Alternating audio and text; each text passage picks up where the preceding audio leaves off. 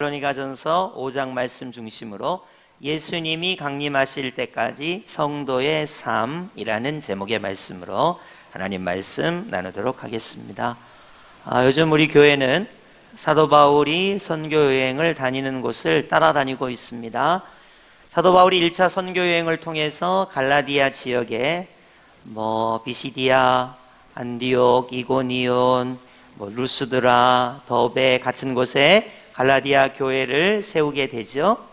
이곳에 편지를 썼을 때 다른 복음이 십자가 복음을 위협하려고 했기 때문에 다른 복음은 없습니다. 오직 예수님의 십자가 복음만이 참된 복음입니다. 이런 말씀으로 갈라디아서가 쓰여졌습니다. 2차 선교여행을 떠나서 빌립보 지역으로 가게 되고, 빌립보 교회에 쓴 편지는 고난 가운데 어떻게 그리스도인들이 기쁨을 누릴 수 있겠는가 했을 때 그 해답은 그리스도 예수의 마음을 품으라 라는 내용의 말씀이 증거가 되었고요. 데살로니가 지역에 데살로니가 교회가 세워지고 피치 못하게 3주밖에 사도 바울이 데살로니가 지역에 있지 않았기 때문에 이제 고린도쯤 왔을 때 사도 바울이 데살로니가 교회를 생각하면서 데살로니가 전서를 쓰면서 너희의 믿음에 부족한 부분을 보충하고자 한다. 그래서 지난주에 여러분과 말씀을 나눴습니다. 거룩한 것에 대해서 이방인인 데살로니가 지역의 사람들이 거룩의 부분이 부족하므로 거룩한 부분에 보충을 했으면 좋겠다. 형제 사랑의 부분에 보충을 했으면 좋겠다 하고, 특별히 예수님께서 강림하실 때라는 부분에 보충이 되었으면 좋겠다 하는 것입니다. 우리가 예수님의 십자가를 믿습니다. 예수님의 십자가 보혈로 죄 용서함을 받은 것을 믿습니다. 그리고 예수님이 사망 권세를 이기고 부활하신 것을 믿습니다. 그래서 우리도 예수님과 같이 부활에 동참함을 믿습니다. 그런데 이제 예수님께서 강림하실 것, 재림하실 것에 대해서 믿음을 보충해야 한다. 그런 내용이 데살로니가 전서에 나와 있습니다. 예수님께서 강림하실 때 예수님 안에서 먼저 잠자는 자, 돌아가신 분들이 부활에 먼저 동참할 것이고, 그리고 현재 예수님이 강림하실 때 신앙생활하는 분들은 휴거, 공중으로 들림을 받을 것이고, 그리고 호련히 변화돼서 신령한 몸, 부활체가 돼서 공중에서 우리 예수님과 함께 어린 양의 혼인잔치에 참여하게 될 것이다 라는 내용이 우리가 지난주까지 살펴본 내용이 되겠습니다. 그럼 예수님 강림하신다, 재림하신다, 그럼 언제 오시냐? 이 퀘스천 마크 물음표가 있어야 되겠죠? 그래서 오늘 본문에는 예수님 언제 오시냐에 대한 답이 나와 있어요. 여러분 귀를 한번 쫑긋해서 한번 들어보세요. 도대체 우리 예수님은 언제 오시고 누가 아냐? 이 부분에 대해서 오늘 여러분이 확실히 아는 시간이 되기를 바라고, 그럼 예수님 오신다면 나는 뭘 하고 있어야 하는가? 여러분 예수님이 강림하시고 재림하시면 나는 뭘 해야 하는가? 어떤 태도로, 어떤 삶으로 성도의 삶을 살아야 하는가 하는 부분에 대한 해답을 얻는 귀한 시간이 되시기를 바랍니다. 오늘 본문 1절 우리 다 함께 합독해 볼까요? 시작. 형제들아, 때와 시기에 관하여는 너희에게 쓸 것이 없음은. 아멘. 이게 무슨 얘기지? 지금 예수님 오신다 그래갖고 예수님 언제 오시지?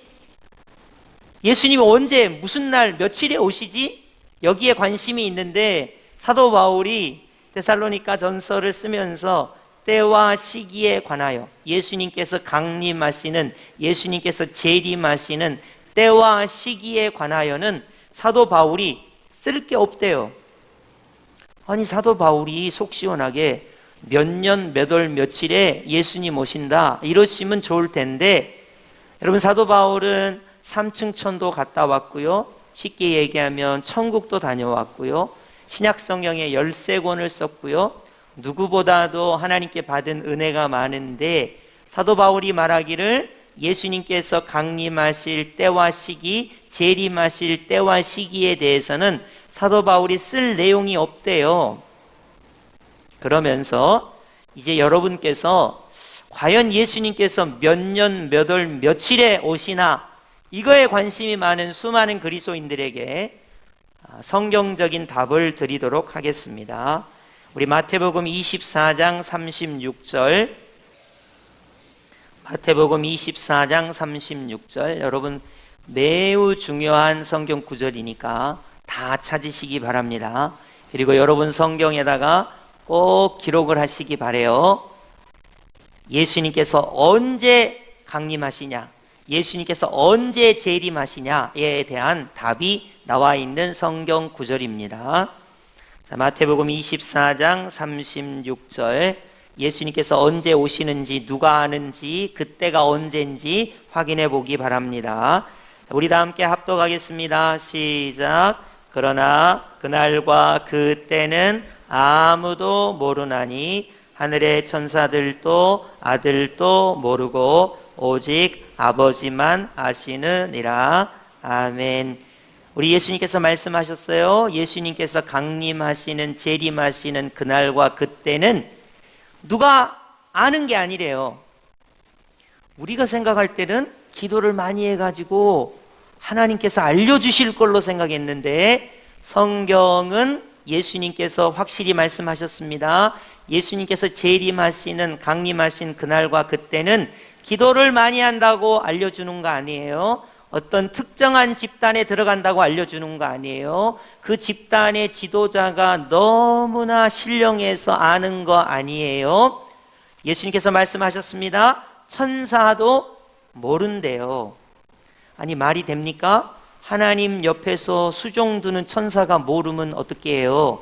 유대인들은 과거에 천사 숭배 사상 같은 게 있었어요. 하나님의 옆에서 수종 두는 천사들을 되게 고귀하게 여긴 거예요. 천사를 높이 보는 거죠. 그러나 그 천사도 예수님께서 재림하시는 그 날과 그때를 몰라요. 더더군다나 아들이신 예수님도 모르세요. 이게 삼위일체 하나님이신 예수님께서 하나님 아버지의 뜻을 모른다는 게 말이 안 되지만, 예수님께서도 자신이 언제 재림하실지 강림하실지 모르신다는 거예요. 그리고는 성경이 답을 줍니다. 예수님께서 언제 오시는가에 대한 답을 줍니다. 오직 아버지 하나님만 아신다는 거예요. 그러니까 예수님께서 언제 강림하실지, 언제 재림하실지에 대해서는, 영어를 써서 죄송합니다, None of my business. 우리가 소관할 일이 아니라는 거예요. 우리가 상관할 일이 아니라는 거예요. 천사도 몰라요. 예수님도 모르셔요. 기도 많이 한 사람도 모릅니다. 뭐 요즘 요한계시록을 이룬다고 하는 그 사람들도 몰라요. 아버지 하나님이라고, 어머니 하나님이라고 말하는 그 사람들도 몰라요. 종말론주의자들이 언제 온다고 자꾸 이야기하는데 모르는 거예요. 여러분이 성경 말씀을 그렇게 많이 알고 읽는데도 자꾸 예수님이 언제 오시나 그때와 시간에 대해서 관심을 우리가 너무 많이 갖죠. 거기에 대한 해답을 드리겠어요. 데살로니가 교회는 예수님이 강림하시는 것에 대한 믿음이 부족하기 때문에 사도 바울이 데살로니가 전서를 썼어요. 예수님 강림하신다. 그때 주 안에서 잠자는 자들이 먼저 부활하고, 그리고 예수님을 믿는 사람들이 살아생전에 예수님이 강림하시면 공중으로 들림 바 되고 호련히 변화돼서 부활에 동참하게 되고 어린 양의 혼인잔치에 참여하게 될 것이다. 그러나 때와 시간에 대해서는 쓸 게 없다. 왜냐하면 예수님이 말씀하셨어요. 그때와 그 시간은 아무도 몰라요. 천사도 몰라요. 예수님도 모르셔요.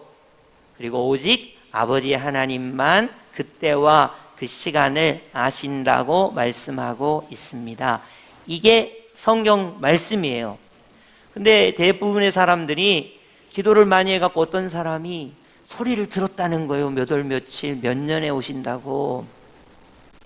여러분, 성경 말씀을 능가할 수 있는 그 어떠한 기도, 어떠한 시간, 그런 건 없어요.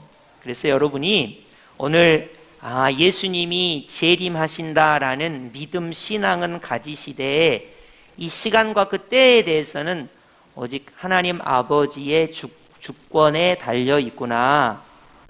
인간이 무슨 당길 수 있는 거 아니에요? 어떤 사람들이 가끔 그런 말을 합니다. 선교를 많이 하면 예수님이 오실 시간을 당길 수 있지 않겠는가? 일리는 있어요. 그렇다고 해서 인간이 노력한다고 해서 예수님이 재림하시는 시간을 하나님 아버지의 뜻을 우리가 좌지우지할 수는 없어요. 그렇기 때문에 이 부분은 예수님이 강림하시고 재림하시는 것은 아버지 하나님의 주권에 달려 있구나 하고 하나님 아버지께 맡기는 게 필요하고요. 시간을 알려고 하지 마세요. 때를 알려고 하지 마세요. 그래서 그러한 태도가 오늘날 극단적 종말론주의자들이 종말의 때가 다가왔기 때문에 이러한 행동 저러한 행동을 해야 한다는 그러한 논리로 나아가게 됩니다. 때와 시간은 천사도 모릅니다. 아들이신 예수님도 모르셔요. 그리고 하나님 아버지의 소관이다, 주권이다, 이렇게 여러분이 정리하시면 되겠습니다. 그럼 도대체 우리는 예수님이 오신다는데 어떤 태도로 살아야 하는가 하는 거예요. 극단적 종말론주의자들이 하는 행태, 잘못된 행태를 말씀드려 볼 테니까 들어보세요. 자, 예수님이 곧 오시는데 직장 생활 왜 하니? 예수님이 곧 오시는데 재산 가지고 있어서 뭐 하니? 예수님 곧 오시는데 이곳에 있으면 안 돼. 환난이 오니까 피난처로 가야 돼. 이런 얘기를 해요. 그러면 사람은 누구나 다 예수님이 오시니까 뭔가 내가 해야 되겠다. 그래, 재산이 무슨 소용이 있냐? 직장 생활이 무슨 소용이 있냐? 가정 생활이 무슨 소용이 있냐? 내가 지금 나 혼자라도 구원을 받아야 되니까 피난처로 가야 된다. 그 날과 그 때를 맞춰서 예수님을 맞이해야 된다. 이렇게 돼요, 사람들이. 그렇기 때문에 우리 예수님께서 그날과 그 때는 누구에게 가르쳐 주는 거 아니다. 만약에 우리 하나님께서 어떤 사람에게 몇 날 며칠 예수님 오시니까 준비해라, 그럼 그 사람들만 준비하게요? 그런 법이 어디 있어요? 그럴 수는 없는 거예요. 그래서 그날과 그때는 우리 예수님도 모르시고 천사도 모르고 기도 많이 하는 사람도 모르고 어떤 단체도 모르고 요한계시록을 이루는 어떤 단체도 모르고 자칭 아버지 하나님, 어머니 하나님이라는 사람들도 모르고 자칭 메시아라고 하는 사람들도 모르는 거고 하나님 아버지만 그날과 그때를 아시는 거예요. 그럼 우리는 어떤 태도를 가지고 살아야 하는가 하는 겁니다. 사도 바울은 다음과 같이 우리에게 권면하고 있습니다. 오늘 본문 9절을 한번 우리 합독해 볼까요? 시작. 하나님이 우리를 세우심은 노하심에 이르게 하심이 아니요 오직 우리 주 예수 그리스도로 말미암아 구원을 받게 하심이라. 아멘. 여러분, 데살로니가에 예수 십자가 복음, 부활의 복음을 증거했습니다. 예수님 강림하실 때라는 복음이 전해졌습니다. 그러면 이 복음이 우리가 하나님께 멸망을 받고 심판을 받기 위하여 주어진 게 아니라 그리스도 예수로 말미암아 구원을 받게 하기 위하여, 구원에 이르게 하기 위하여 복음이 우리에게 주어진 거예요. 그러면 예수님이 오실 때까지 우리가 구원을 받는, 그런 구원을 얻는 그런 믿음의 삶이 이루어지게 되는 것입니다. 그렇다면 시간, 날짜는 하나님 소관, 하나님의 주권이고 이제 우리 성도들은 예수님이 오실 때까지 어떠한 삶, 어떠한 태도를 가져야 할까? 어떻게 열심히 살아야 할까? 한번 말씀을 나눠보도록 하겠습니다.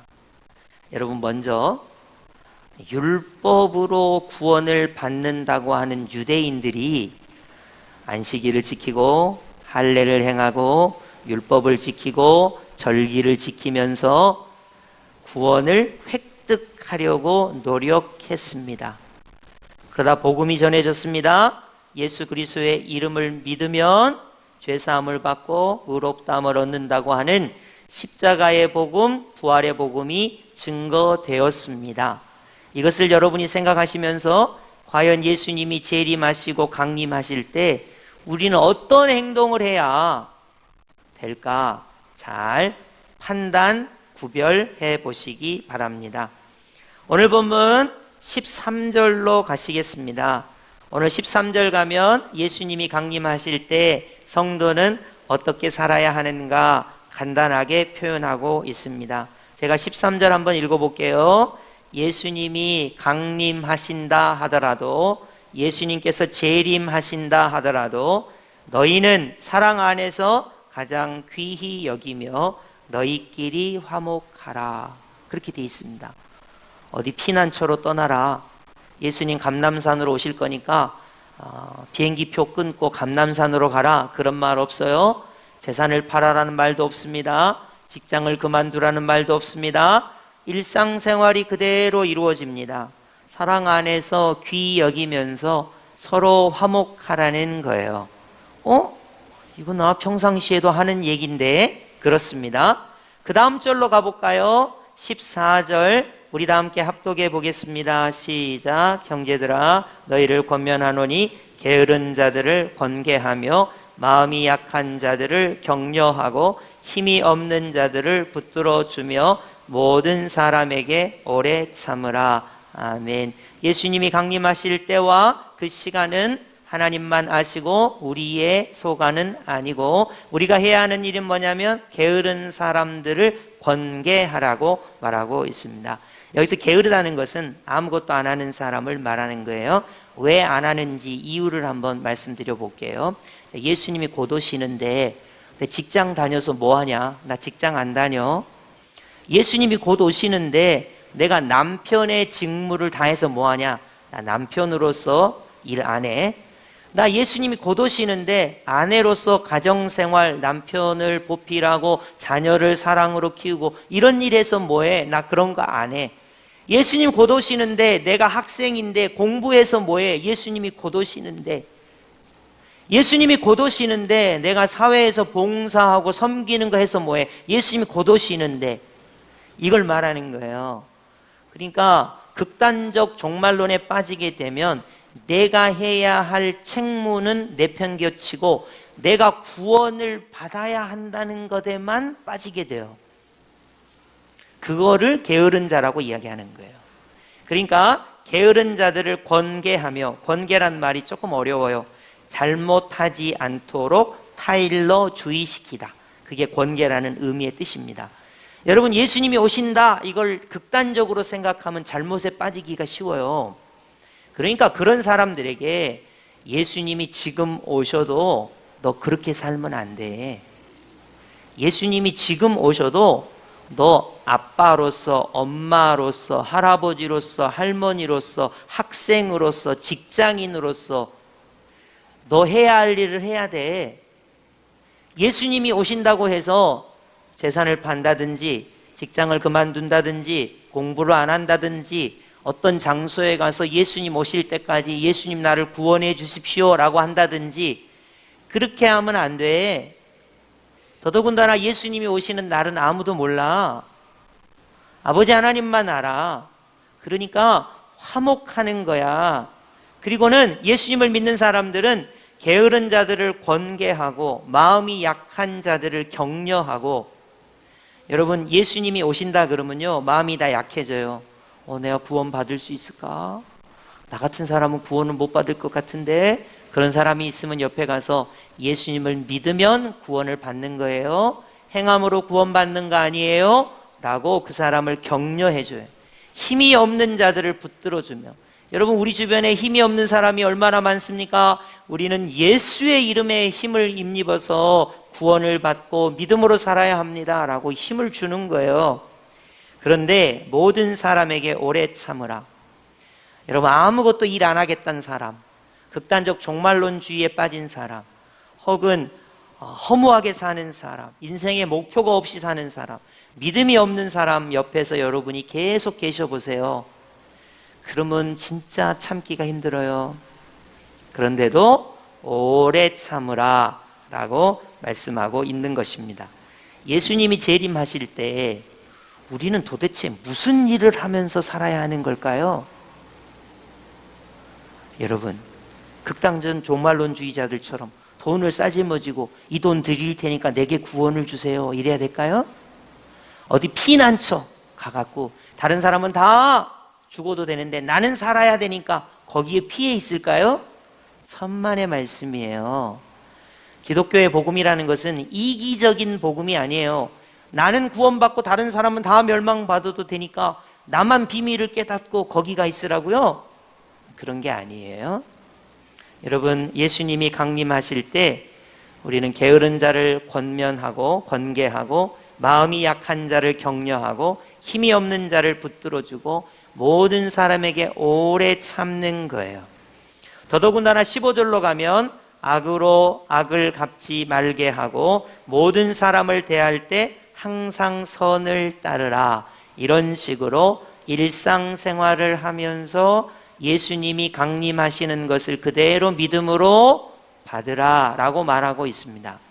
이거를 이제 크게 세 문장으로 예수님이 강림하실 때 성도가 가져야 할 태도, 삶을 세 문장으로 요약하고 있는데 우리가 잘 아는 성경 구절입니다. 여러분이 깜짝 놀라실 거예요. 이게 예수님이 강림하실 때 내가 가져야 할 태도야? 여러분 깜짝 놀라실 거예요. 우리 16절, 17절, 18절 합독해 보겠습니다. 시작. 항상 기뻐하라. 쉬지 말고 기도하라. 범사에 감사하라. 이것이 그리스도 예수 안에서 너희를 향하신 하나님의 뜻이니라. 아멘. 여러분, 그리스도 예수 안에서를 여러분이 붙이시고 그리스도 예수 안에서 항상 기뻐하라 말씀하고 있습니다. 여러분, 직장을 그만두는 게 쉽겠습니까? 그리스도 예수 안에서 항상 기뻐하는 게 어렵겠습니까?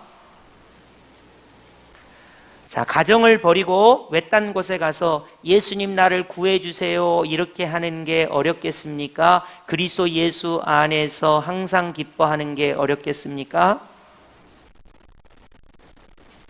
예수님 지금 재림하실 거니까 나 감람산에 있으니까 나 구원해 주세요 하고 비행기 티켓 끊고 이스라엘 감람산으로 가는 게 어렵겠습니까? 범사에 그리스도 예수 안에서 감사하는 게 어렵겠습니까? 우리는 오해를 해요. 재산 팔고 직장 그만두고 모처에 가갖고 나 구원해 주세요 이렇게 열정적으로 하는 게 어렵다고 생각하지만 그거는 쉬워요. 결단만 하면 돼요. 나 직장 그만둬. 공부도 안 해. 나 그 모처에 가서 예수님 오실 때까지 나 구원해 줘. 그러고 기도할 거야. 그거 여러분 우리 마음 먹고 하면 누구나 다 할 수 있어요. 그러나 예수님 안에서 여러분 범사에 감사할 수 있겠습니까?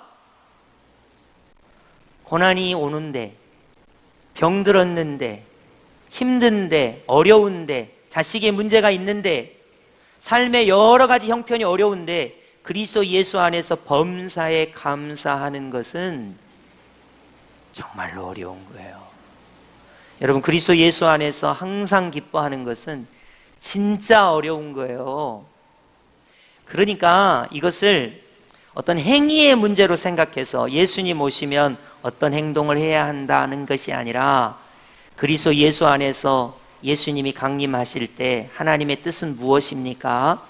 사랑하는 아들아, 사랑하는 딸아, 너 예수님 안에서 구원받았으면 예수님 안에서 항상 기뻐하는 삶을 살아라.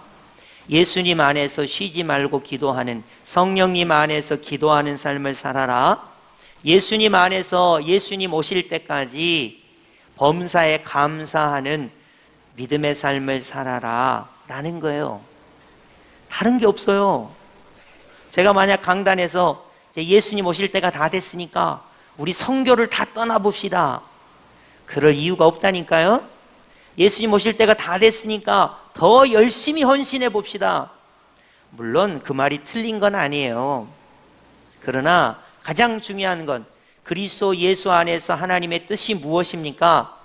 예수님이 언제 강림하실지 그건 하나님의 주권에 맡기고 나는 가정에서, 직장에서, 학교에서, 세상에서, 교회에서 내게 주신 사명 감당하면서 예수님이 언제 강림하시든 아멘 주 예수여 오시옵소서 마라나타의 신앙을 가지고 일상생활을 사는 거예요. 여러분, 내 행위로 구원받는 게 아니잖아요. 예수님의 십자가 보혈을 믿음으로 구원받는 거잖아요. 우리가 무슨 행동을 해야 구원받는 게 아니잖아요. 만약에 예수님이 오신다고 내가 무슨 행동을 해가지고 그것으로 구원을 획득한다면 그건 행위 구원이지, 그것이 어떻게 은혜롭게 믿음으로 구원을 받는 것이 되겠습니까? 아무리 예수님이 강림하신다고 해도 우리가 어떤 행동을 보태가지고 재산을 팔아가지고 헌금을 했더니 구원을 획득했다? 그건 예수님의 십자가 보혈을 믿음으로 구원받은 게 아니에요. 그렇기 때문에 오늘날 이 말씀을 왜 사도 바울이 데살로니가 교회에 편지를 보냈냐? 데살로니가 교회에서는 사도 바울이 3주밖에 있지 않았어요. 그러니까 이것을 강조할 수가 없었던 거예요. 그래서 너희 믿음의 부족한 부분을 보충하고자 한다고 하면서 예수님이 강림하실 때 예수님 안에서 잠자는 자들이 부활하고, 그리고 예수님이 강림하실 때 살아서 신앙생활하는 사람들이 휴거 공중으로 들림받고, 들림받으면서 호련히 변화돼서 신령한 몸, 부활의 몸이 되고 부활에 동참하고, 그리고 이제 요한계시록을 붙이면 어린 양의 혼인잔치에 참여하게 되는 거예요.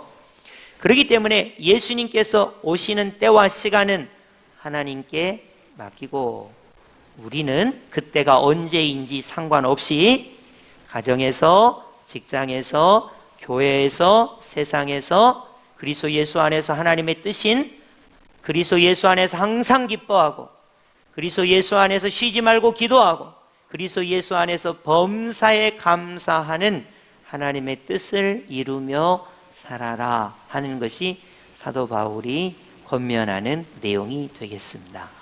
여기에는 재산을 팔아라 그런 말 1절 없고요. 갑자기 어떤 장소에 가고 대기하라 그런 말도 1절 없고요. 갑자기 뭔가를 끊고 이거를 열심히 해라 그런 말이 1절 없습니다. 근데 우리나라 사람들은 예수님이 오신다 그러면 뭔가를 열심히 해야 되겠다고 하는 그런 편견에 사로잡혀 있어요. 여러분, 우리의 구원을 우리의 열심으로 살 수 없어요. 여러분, 돈으로 살 수 있다고요? 노력으로 살 수 있다고요? 행함으로 살 수 있다고요? 그건 복음이 아니에요. 예수님께서 강림하신다고 해도 예수님을 믿는 믿음으로, 값없이 은혜로 믿음으로 우리가 구원받는 거예요. 그것이 기독교예요. 그래서 다시 처음으로 돌아가면 다른 복음은 없어요. 오직 예수님의 십자가 보혈의 공로를 믿음으로 구원받는 것이 복음이에요. 그것은 예수님이 강림하신다고 해도 마찬가지예요. 근데 우리가 예수님이 강림하신다고 하면 뭔가 우리의 행동을 좀 해야 할 것 같은 느낌적인 느낌, 우리의 열심을 보태야 할 것 같은 그런 게 있다고요. 그것은 복음이 아닙니다. 그렇기 때문에 우리가 예수님께서 강림하실 때 해야 하는 것이 있다면, 아멘, 주 예수여 오시옵소서, 나는 예수님의 십자가와 부활을 믿습니다 하고 예수님을 맞이하면 돼요. 그러기 위해서 그리스도 예수 안에서 항상 기뻐하고, 그리스도 예수 안에서 쉬지 말고 성령님 안에서 무시로 기도하고, 그리스도 예수 안에서 범사에 감사하는 삶을 우리가 살면 돼요. 또 그렇게 못 산다 할지라도 우리는 예수님을 믿는 믿음으로 예수님을 사모하며 살아가면 되는 것입니다. 요즘 기후가 심상치 않죠? 여러 곳에서 여름이 아닌데 막 기온을 이미 갱신했다. 여러분, 지진도 많이 일어나죠? 화산 폭발도 일어나죠? 전쟁도 있죠? 그러니까 막 예수님이 곧 오실 것 같아요. 그렇죠? 우리는 어떻게 살아야죠? 모든 거 다 그만둘까요? 어디 특별한 곳에 가갖고 거기서 예수님 오신다고 막 기도하고 있을까요? 아니면 뭔가 행동을 열심히 해갖고 상급을 많이 쌓아갖고 예수님 오실 때 보너스 점수를 좀 받아볼까요? 오늘 성경 말씀 그런 내용 1절 없습니다. 성경 어디를 찾아봐도 그런 내용 없습니다. 여러분, 오늘 말씀이 데살로니가 교회에 주신 말씀이에요. 그리고 예수님이 강림하실 때 어떻게 성도가 살아야 하는가에 관한 말씀이에요. 우리에게 주신 말씀이에요. 여러분, 예수님이 오시는데 이 죄 많은 인생이 무엇으로 구원을 받을 수 있을까요? 예수님의 십자가 보혈을 믿는 믿음으로만 가능한 것입니다. 갑자기 예수님 오신다고 열심히 뭔가를 해가지고 구원을 받는다면 그것은 복음이 아닙니다. 그렇기 때문에 오늘 여러분에게 사도 바울이 데살로니가 교회 주신 말씀처럼 그리스도 예수 안에서 하나님의 뜻이 무엇인가, 예수님이 강림하실 때 그리스도 예수 안에서 하나님의 뜻이 무엇인가, 그것은 예수님 안에서 기뻐하는 것이고 예수님 안에서 기도하는 것이고 예수님 안에서 감사하는 것이다 라는 것을 기억하시면서 이런 놀라운 은혜가 있기를 예수님의 이름으로 축복합니다. 아멘.